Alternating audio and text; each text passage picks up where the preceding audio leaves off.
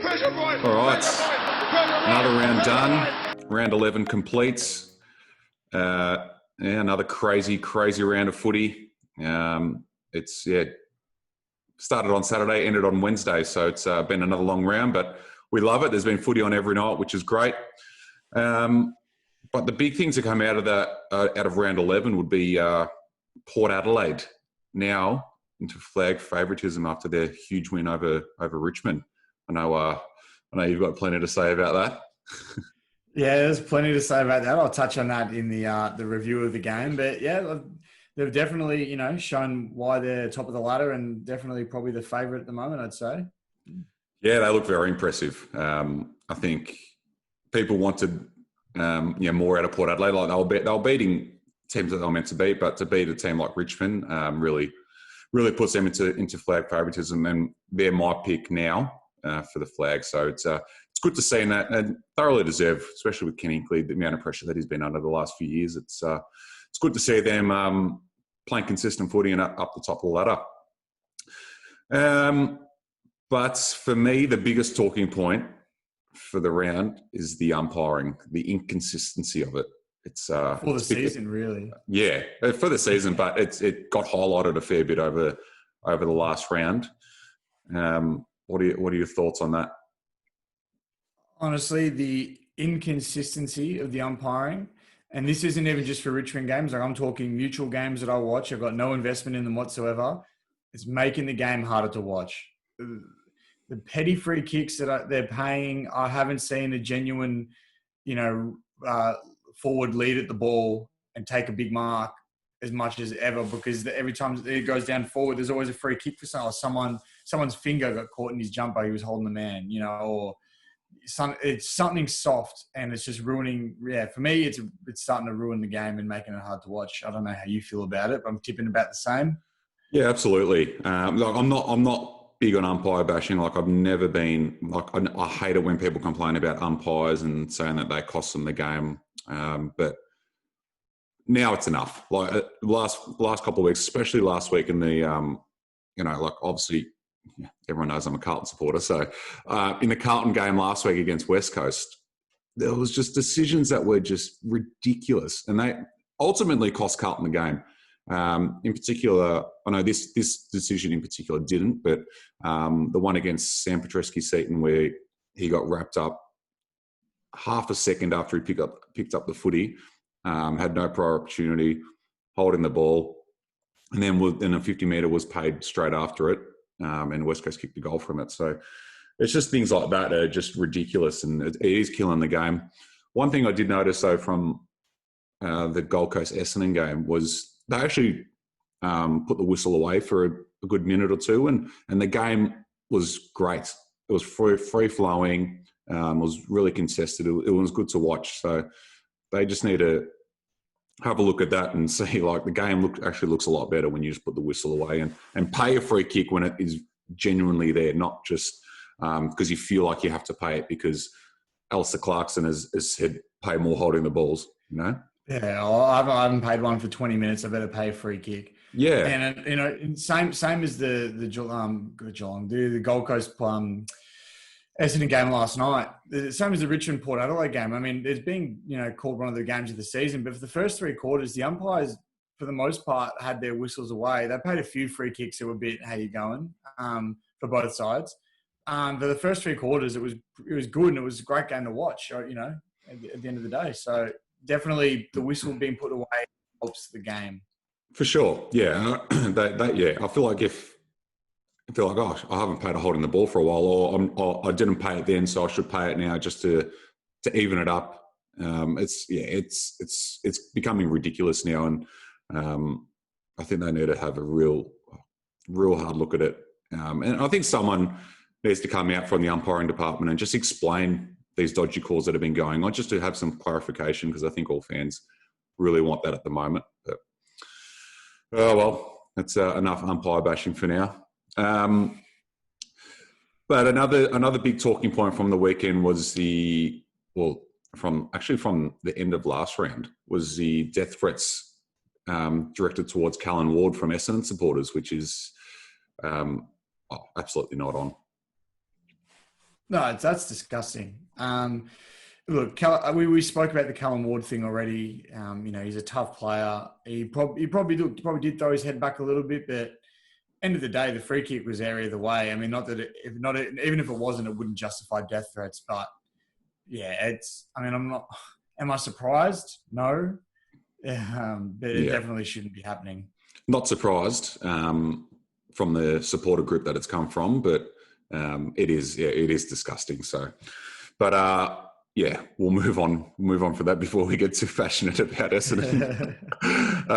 But yeah, we'll get stuck straight into the game. So round 11 started way back on Saturday between Port Adelaide and Richmond.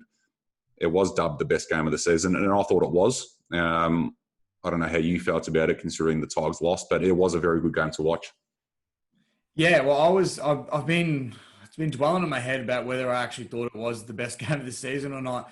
And I think, look, in hindsight, yeah, it definitely would have been the best game of the season. I mean, the lead changed a few times. For me, it was difficult to watch because twice Richmond had to claw their way back from 20-odd points down. And for me, it was difficult to see because it's like, oh, come on, we're in front. Don't let the lead slip. Let it slip again. Came back. But I guess for a mutual supporter to see the back and forth happening like that, that's great to see. And end of the day, Port were just too good. They were dominant. They showed, as I said before, they showed why they're top of the ladder and, definitely left their mark on the rest of the competition and sent a big warning out. Yeah, for sure. As you said, there was a lot of lead changes. It was neck and neck right until three-quarter time, and then Port Adelaide just put the foot down really in the last quarter, and Richmond didn't even score, did they? No, well, that's it. Richmond didn't score. We went into three-quarter time, I think we're up by 2 points. And Port only beat us by, I think, just over 3 goals. So they didn't score heavily, but we couldn't get it out of their forward 50. So they were just too strong, put the foot on the throat, and left us behind. Yeah, that was very impressive from Port. And they definitely deserve the flag favourite tag at the moment. We'll go to the votes for that game. So we go 1 vote to Peter Laddams, 2 votes to Travis Spoke, and 3 votes to Ollie Wines. The other game on the Saturday was between Brisbane and the Bulldogs at the Gabba. A lot of disposals going around in this game, wasn't there? It was the battle of disposal getters, that's for sure. It was Jack Macrae with 40 disposals, which is absolutely ridiculous in a short game. And then you had Lachie Neale with 36 disposals, which is... Did these two just have the ball the whole time? They honestly had the ball on a string. And I know we spoke about them already in our All-Australian episode that we just released, but the numbers that they are able to get every week, and it's not even, a lot of cheap 1-2 handballs. A lot of their disposals have impact on the game in a big way. I mean, the way Brisbane won the game, you wouldn't have thought it happened for Macrae, but it honestly did. And the way he moves the ball, it's so nice to watch. Yeah, absolutely. He sort of just played a lone hand for the Bulldogs, didn't he? Like Brisbane are pretty dominant throughout the night. Eric Hipwood kicked 5 goals, which was his best performance for the season. And Brisbane just kept doing their thing, and they look like a pretty good chance of finishing top 2. Definitely top 4, but potentially top 2 as well. And if they get finals at the Gabba, then I think they're going to be a hard team to stop. But we'll go to the votes for that. So we go 1 vote to Eric Hipwood, 2 votes to Lachie Neale, and 3 votes to Jack Macrae. I think those two, Jack Macrae and Lachie Neale, are going to be 1 and 2. Well, Lachie Neale is definitely number 1 on our MVP leaderboard, and Jack Macrae is definitely number 2. Definitely. All right, we'll move on to Sunday's games. And this was between West Coast and Carlton at Optus Stadium. Same old story for Carlton. Had a good lead, blew it. Just couldn't stop the Eagles when they had their momentum. So it was, I think West Coast kicked 5 goals in 10 or 15 minutes, and that killed the game. Pretty disappointing as a Carlton supporter, considering this has happened every single game this season, bar one, where we've held a lead and then a team's just wrestled momentum back and we haven't been able to stop them, and it's cost us the game. So it's pretty disappointing, and umpiring didn't help in that game, as we mentioned earlier. But in saying that, West Coast looked pretty good, didn't they? Yeah, West Coast, although, like you said, Carlton have done it a bit, blowing their leads. West Coast are a good side, and they I guess they reminded everybody just how good they are. The way they turned around and dominated the game the way they did. Well, it speaks for itself, really. Yeah. Yeah, their midfield is unbelievable. Definitely the best midfield in the competition. They just bat so deep down there, and it's if they get as we said, if Brisbane get their finals in Queensland, they'll be strong. But if West Coast get their finals in Perth, wow, no one's going to beat them. No one will beat them down there. Do you think West Coast's current midfield rivals the Judd Cousins Kerr midfield? I saw something about that. Was that on? Yeah, I did. I've stolen that from someone else. But. Yeah.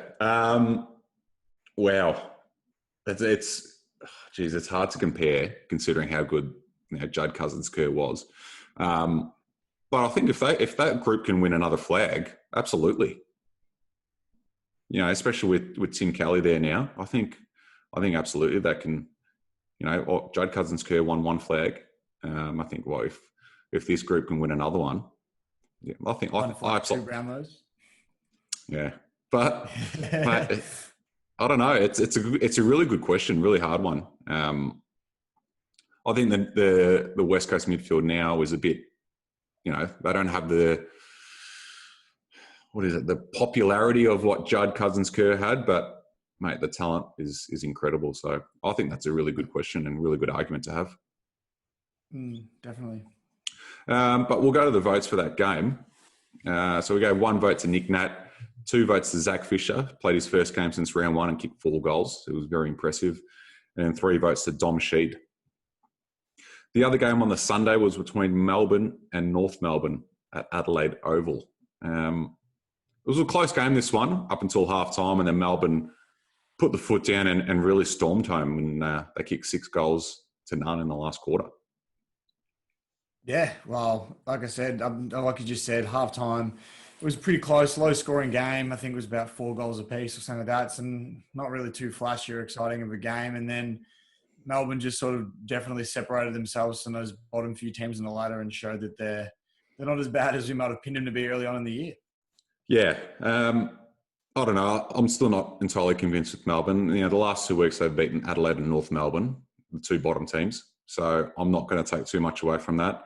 But they're winning, which is the main thing, and I think they're 9th on the ladder now. So they're definitely they're definitely a chance to play finals. So they do need to beat some bigger scalps though, just to show the competition that they're not just beating up on the shitter teams, but they're doing well. They've had a good month anyway.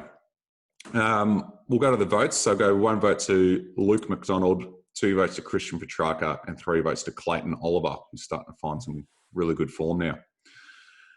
All right. Monday, we had St Kilda and Geelong at the Gabba, and this was a real statement game from the Cats, wasn't it?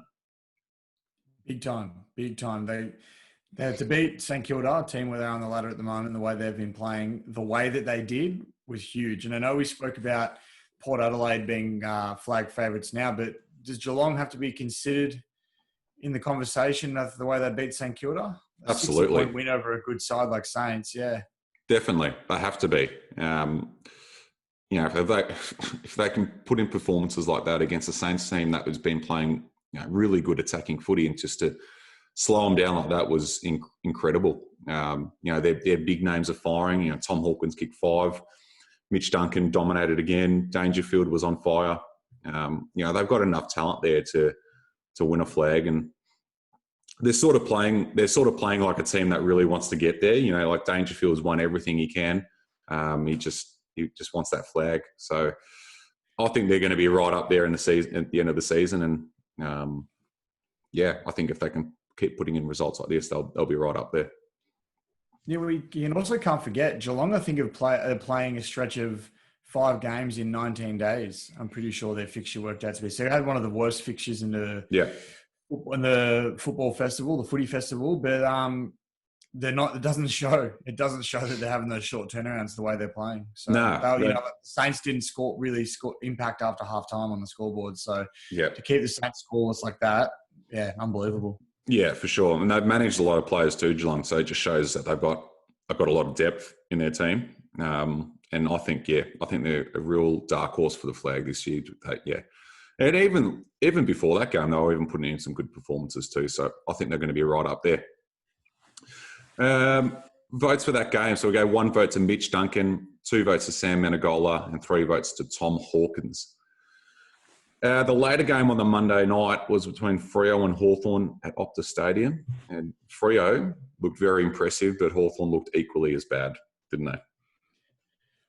I don't know what's happening with Hawthorn at the moment. They put up performances like they did against the Blues a couple of weeks ago, and they looked like a top 8 side. And then the way they played against Fremantle, they looked right in Adelaide's category. But on the other hand, Freo are looking, like you said, impressive, and they're just exciting to play, to watch. Sorry, they're exciting to watch. It's a bit like Gold Coast this season. I've been really enjoying watching Freo play. Yeah, they've been good. They've been exciting. They've got a super young team, so they're going to have a lot of inconsistencies. But what they've been dishing up especially at home, it's been good. It's been exciting, I think they've surprised a few people this season, and it's good to see. It's good to see Nat Fyfe at his best as well. He, coming off a hamstring injuries, had 28 touches, kicked a goal, and then they've even got young players like Andrew Brayshaw, who's having a great season. He was another one that had the ball on the string this week. Yeah, had a very good game. But then in saying that, Hawthorn are just, they played, really good footy the week before, and to dish out that game, it's pretty concerning. And I think they need to accept the fact that they're going to go through a rebuild sooner or later. But we'll go to the votes for that game. We gave 1 vote to Nat Fyfe, 2 votes to Adam Chera, and 3 votes to Andrew Brayshaw. Okay, Tuesday football. We had Adelaide and Collingwood at Adelaide Oval. Bit of a weird game, this one, wasn't it? Oh yeah, this is one I did. I know we've said this a lot about Adelaide games this year, but this was a hard game to watch. Especially the first half. The skills were bad. The game just didn't really look like it was going anywhere. I mean, Collingwood are supposed to be a pretty good side, and Adelaide were taking it to them. They showed signs of competitiveness throughout the game, but then obviously Collingwood had that 5-goal third quarter and, set up the win for them. And Adelaide, once again, just didn't take an opportunity when it was there in front of them to, try and get in front of a dismantled, depleted Collingwood team. Yeah, I feel like that's been the story for Adelaide, especially at home over the last few weeks. They've been in a game right up until 3/4 time, and then they just stop, or the other team just has a bit too much class for them. So, I mean, considering where they're coming from, I think you've got to be somewhat happy with how their competitiveness at home. But yeah, it's ultimately not giving them the win. But I think they're definitely showing signs of that they're at least wanting to win, aren't they? Because there was some stage this season where they didn't look like they wanted to win at all. No, exactly right. It does look like they want to win. And looking at their fixture coming up, they've got some tough teams to beat. I'm pretty sure they've still got Hawthorn coming up, so you'd think that would be another chance for them. But I think other than that, they've got some tough games, so they're really going to have to put in, the same effort they've been putting in, but plus some. So yeah, for sure, they get that win they're looking for this year. We'll go to the votes for that game. So we gave 1 vote to Braden Maynard, 2 votes to Taylor Adams, and 3 votes to Rory Laird. All right, the final game of the round was between Gold Coast and Essendon on the Wednesday night at Metricon Stadium, and this game ended in a draw, a very exciting draw as well. Man, Gold Coast led for the whole match, and Essendon clawed their way back into it late. But it was a pretty exciting game, wasn't it? I loved it. I thought it was a great game. Zaharakis came in clutch, I think, to tie the game towards the end there. Not the first time he's come in clutch, has he? Not the first time. I think he's the Iceman down at Essendon. Yeah. And you had Isaac Rankin, trying to launch from about 50 metres out to seal the game. Just so much excitement. There's a lot of people giving it to Isaac Rankin, actually, about whether or not he should have taken that shot from the distance he was at. Maybe he should have gone in for a shorter pass. What do you think? I was loving the confidence of the man to go back and take the opportunity. What did you think? Yeah, I don't mind the confidence as well. Like when he marked it, I was like, yeah, go back. But then once I saw how far back he was, it was probably a bit much at that stage of the game. Tired legs, but yeah, I don't mind the confidence on him. It's good. It's good to see from a 19-year-old. But yeah, in hindsight, you'd probably maybe just look for an opponent. Look for a player inside 50 or just don't look for an opponent when the game's in the line. Well, Don't do that. I think he did look for an opponent because Essendon got the ball straight away. So, but yeah, in hindsight, he probably should have just put it to the top of the goal square on Ben King's head or something like that. But yeah, the game ended in a draw, and it keeps both teams in the finals race anyway. And yeah, that's. There you go. Yeah, I was going to say, you got to remember, Essendon still have a game up their sleeve as well. They do, yeah. And same as the D's that we mentioned earlier. That is true. They've still got a game, so you can't forget that. That is true. All right, the votes for that game. So we have 1 vote to Dylan Shield, 2 votes to Lockie Weller, and 3 votes to Zach Merritt. And that is round 11 done. Another exciting round of footy, a lot to talk about. But as we've been doing the last few weeks, we're going to get straight into the preview. So we'll get into round 12, which starts on Thursday night between Sydney and GWS at Optus Stadium. So the Sydney derby getting played in Perth, and they're both coming off a bye. Battle of the Bridge, correct. There's no bridge. Yeah, but this game, I mean, this looks like an easy win for the Giants, but Sydney have been pretty competitive this season, so it wouldn't surprise them if they get pretty close to them.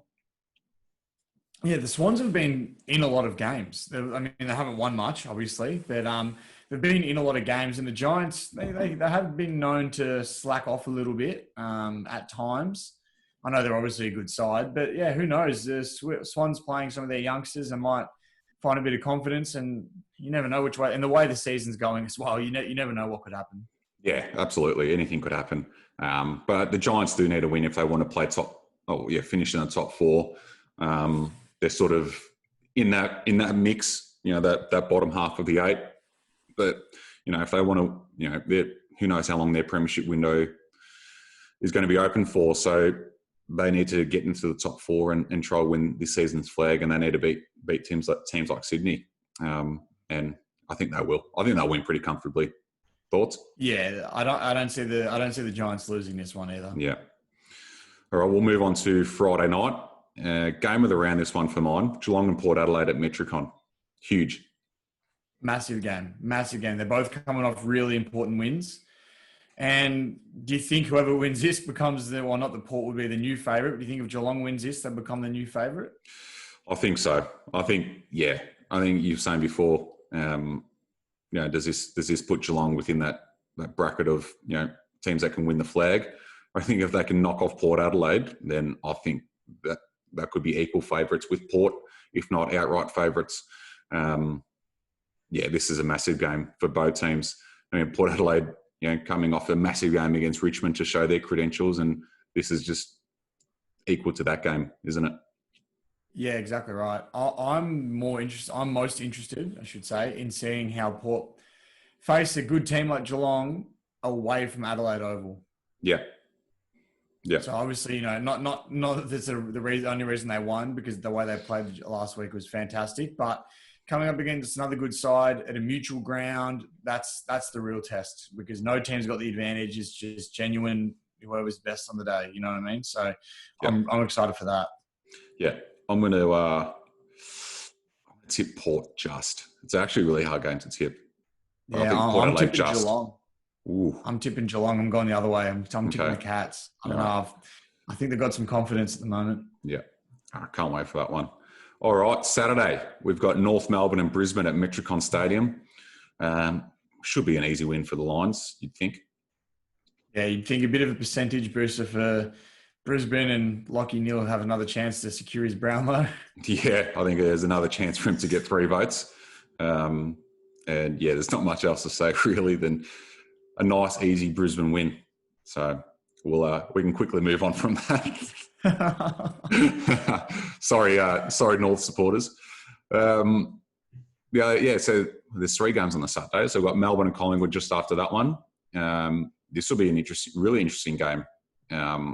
Both teams, they've come off a couple of wins, but both haven't been too convincing. So the winner out of this game will be pretty happy, considering they're both at the same.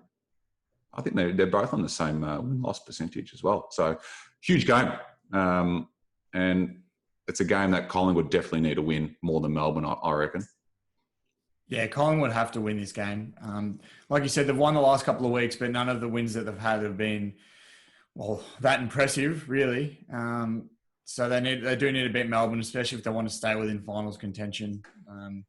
Hopefully they'll get some players back in the next couple of weeks. But, yeah, they need to beat Melbourne this week to keep them in it, I guess, yeah.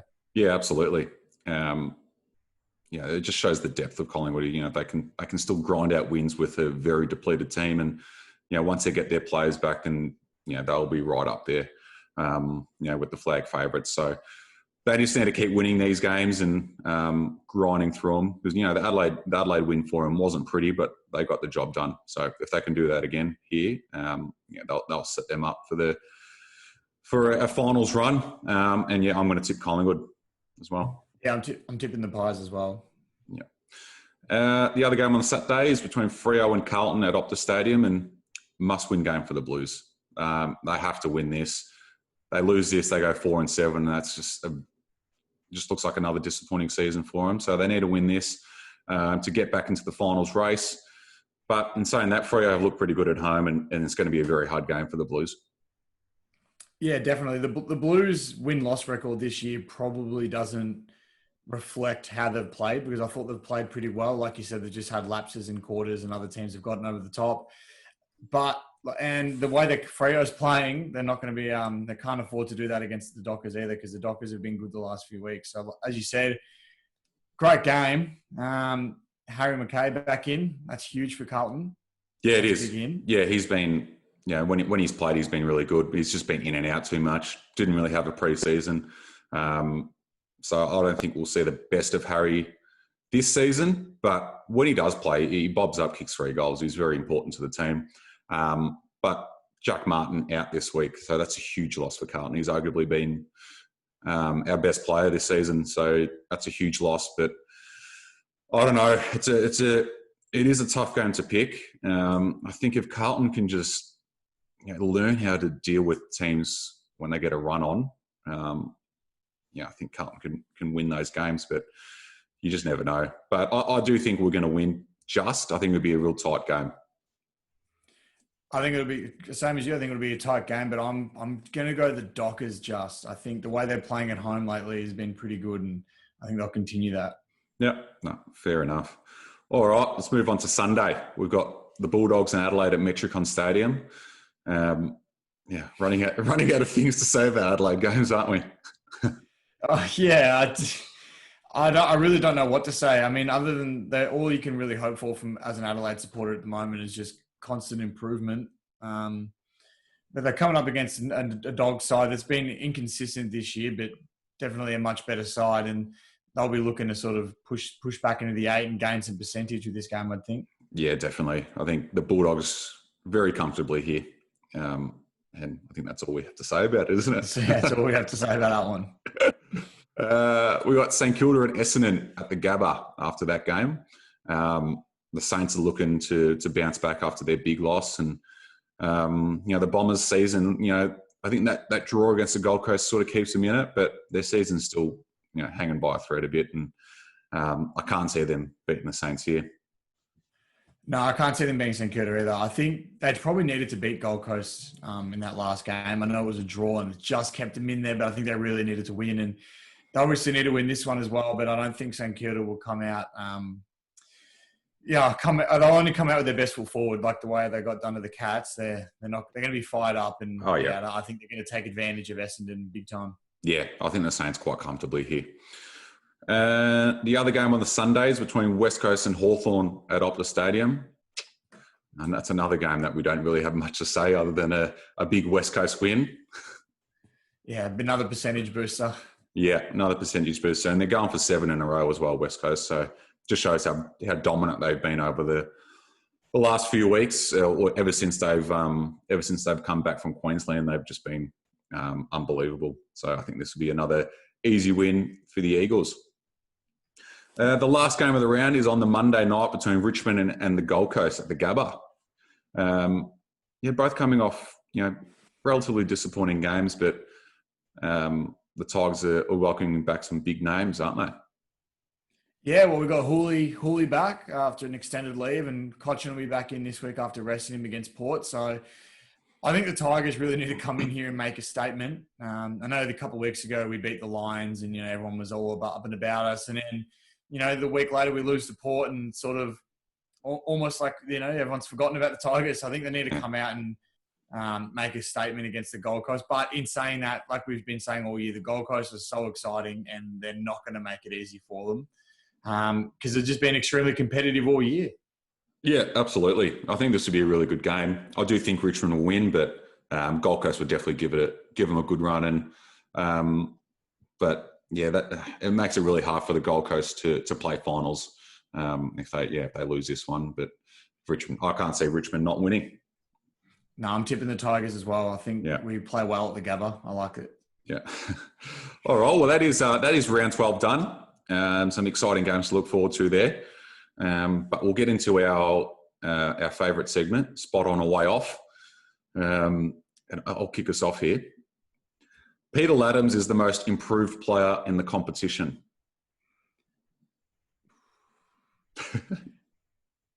Agreed. The reason why I'm sighing is because he started to have his breakout game against the Tigers on the weekend. But agreed. He's done some incredible things for a young guy, and the way he's proved himself in recent weeks, especially. Definitely, probably for my eyes, the most improved player for sure. Yeah, he's been really good. Ever since I think he came into the team probably 6 weeks ago, and since then he's been incredible for a player that hasn't played much footy before that. So, spot on. All right, now I'm sure, as most of you would have heard, the Nathan Buckley COVID breach, if you want to call it that happened at Adelaide the other night. But in light of that incident, we are starting to lose sight of a player's sense of humanity. Spot on or way off? Yes, spot on for mine. I think it's getting a bit much now, isn't it? Yeah, well, Buck said it himself. He goes, cafes and everything around the area are just riddled with media waiting for a player to step out of line and buy a coffee or sit down with his coffee or something like that. And in my eyes, we're going to remember at the end of the day, these guys are people. I know they're getting paid and they've got rules to abide by, but let's ease up a little bit, I think. Yeah, 100%. All right. Channel 7 footy coverage is absolute garbage and they should give it back to Channel 9 or 10. I'm very passionate about this, and that's a big spot on for me. I dread every time I see a Richmond game being broadcasted by Channel 7 at the moment. You said it to me earlier, but the amount of times that Channel 7 just get players' names wrong or forget who someone is, it's not good enough considering that they've been in the game for as long as they have been. So, definitely spot on for me. Yeah, it's getting ridiculous now. I've noticed it a lot this season where they're saying they're getting players' names wrong. They're calling players that aren't even playing. It's ridiculous for mine. Fox Footy do it the best. I love their coverage, and I love watching games on Fox Footy. And Channel 7 they're shocking. And I think this season they're getting found out a bit. Like it's getting a bit more attention now. People are starting to notice.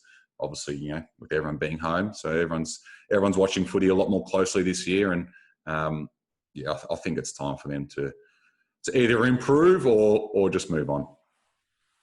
Yeah, agreed. Last one. After Mario Troll's exceptional and almost breakout performance on the weekend against Port Adelaide, it should become mandatory for all players to have a teammate poke them up the bum. Consensually. And off camera. I'll state that one. Well, if it works, it works. So spot on. Absolutely spot on. Everyone's got their thing. Just a side note to that. Marbiot Child's playing incredible footy this season. Oh, he is. He's taking his game to another level. I'm loving the way he's playing at the moment. I'm wrapped for him because he's been on the list for. Everyone thinks he's a young guy. He's been on the list since 2016, which I guess is still young, but he's been on the list for a while, and it's great to see him finally get his opportunity, and he's really taking it by the horns. Yeah, for sure. But yeah, that's a spot on for me. Yep. If it works, it works. And that is spot on, a way off done for this week. All right, and that brings us to the end of the episode. It's been good. A lot to talk about as per usual. Some big games. What are you looking forward to the most this weekend? Is it the Geelong Port game? In terms of quality of football, definitely the Geelong Port game, yeah. But I mean, being a Tiger, I'm also excited to see us bounce back. So this is true. Keen for next Monday, but no, I reckon Geelong Port will be the game of the round for me. Cool. And yeah, as we say every episode, just make sure you leave us a review, subscribe to us on YouTube. We appreciate all the support, and we can't thank you guys enough. It means the absolute world to us whenever we see all the reviews coming through. So keep them coming. But yeah, have a great weekend. Stay home, and we hope your team wins. Pressure point! Pressure point! Pressure point! Pressure right! Pressure right!